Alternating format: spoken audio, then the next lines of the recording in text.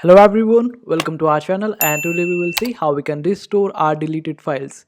So we will see how we can restore even the files which were deleted from recycle bin. So it is quite easy and we won't be needing any software for it. So for that you just need to open up the folder from where you have deleted the file, and basically we will just open up the folder using properties. Suppose you had the files in a particular folder named A, so you will just open up A folder by right clicking on it and going to the properties.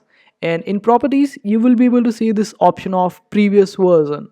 Just click on previous version, and after that just open up the folder from the date which was earlier than the date of your deletion. Suppose you have deleted the file on 11th of February, then you can just simply open up the folder from 10th of February, and you will be able to see the particular video or the file or the picture that you have deleted before, and just copy it and paste it and you will be able to use it. And this is how easy it is. I hope this video was helpful. Make sure to hit that like button and also subscribe to our channel for more helpful videos.